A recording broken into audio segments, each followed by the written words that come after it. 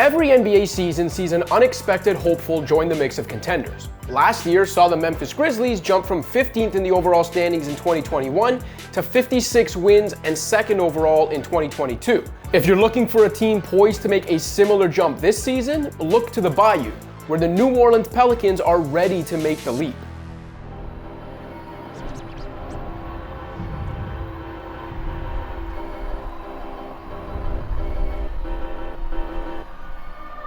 The Pelicans spent much of last season teetering on the brink of disaster, an unfortunately familiar spot for the franchise. New Orleans' 2020-2021 campaign went off the rails before it even began, with oft-injured franchise star Zion Williamson undergoing off-season surgery to address a right foot fracture that was barely supposed to keep him out for any regular season time.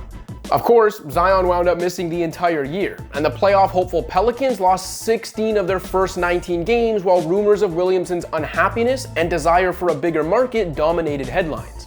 Coach Willie Green's team kept at it though. Brandon Ingram kept getting better, rookies Herb Jones and Jose Alvarado brought a much-needed defensive spark, and general manager David Griffin traded for CJ McCollum ahead of the deadline.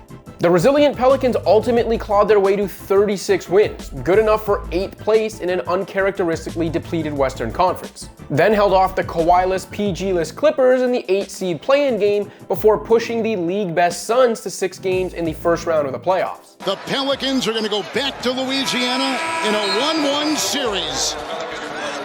Now, those accomplishments may sound fairly modest, and we are talking about a team that finished 20th in the overall standings last season. But that doesn't begin to tell the story of the team a finally healthy Zion will now be joining. New Orleans actually posted a winning record over the final 69 games of the season. And in the 15 games the team played with both Ingram and McCollum in the lineup, the Pels went 9-6 with a net rating that would have ranked 7th overall. In addition, with the rookies and newly acquired Larry Nance factoring into a rotation that saw Gary Temple excised from it, New Orleans was also a vastly improved defensive team down the stretch.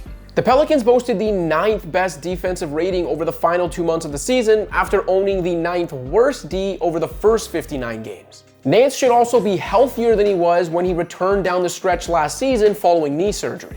Along with youngster Jackson Hayes, the Pelicans will have some switchable frontcourt options off the bench. Meanwhile, Jonas Valanciunas gives New Orleans classic size at center and can also space the floor on the offensive end thanks to his improved shooting. Even Ingram's an improved defender, and if we're being honest, the 24-year-old has probably become underrated since winning Most Improved Player 2 years ago.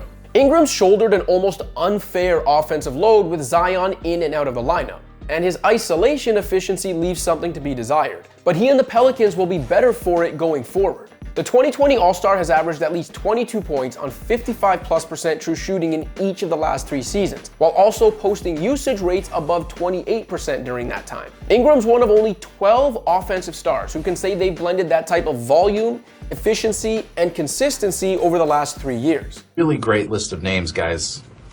And all that ball domination has also made Ingram a better playmaker despite the inconsistent supporting cast around him, as his assist metrics have steadily increased while his turnover rate has stabilized. Ingram's assist rate ranked in the 97th percentile among forwards last season, according to Cleaning the Glass. So between him and McCollum, the Pels should have enough playmaking and offensive initiation to start, with Alvarado and Devontae Graham capable of providing a playmaking boost off the bench. Though the team lacks a true starting point guard, between Ingram and McCollum, New Orleans was one of only 10 teams who had multiple players average 5+ assists last season, and was one of 3 teams that had multiple players average 20+ points and 5+ assists. It's no wonder then that when Ingram and McCollum shared the court, the Pelicans scored at a rate that would have bested Utah's top-ranked offense. And they're about to add Zion Williamson to that. See, now this is exciting! We're talking about a player who's averaged more than 25 points on better than 60% shooting through his first 85 games of NBA action. Literally unprecedented numbers. Williams, an unstoppable force, the rare breed of interior bully who brings back memories of prime Shaq. Between him and Valanciunas inside, plus Ingram and McCollum doing what they do, the Pelicans might own the NBA's best offense this season, despite often being one of the league's most three-point averse teams. Although more minutes for sophomore sharpshooter Trey Murphy should help in that regard. Zion will have to continue to improve defensively in order to avoid derailing the Pels' newfound team D. But with even a modest defensive effort and some sustained health, Williamson's good enough to be an MVP candidate with the talent now around him. Are you being serious? Adding a healthy Zion to the pesky squad New Orleans has become in his absence makes the Pelicans a scary team.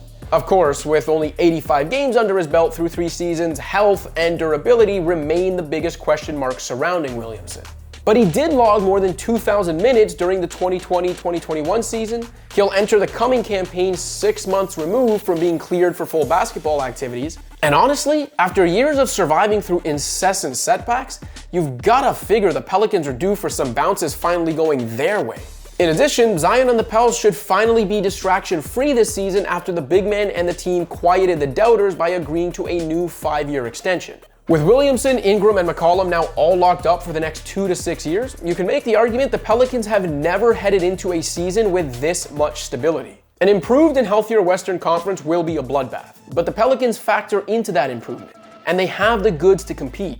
Don't discount the fact that between the current roster and a bevy of draft capital left over from the Anthony Davis and Drew Holiday trades, Griffin's Pelicans also have the potential to make another seismic move to add more star talent. After years of bad breaks, agonizing losses, and star departures, it finally looks like everything's coming up Pelicans.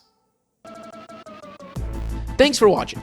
If you like this video and want to see more content like this, be sure to hit that subscribe button.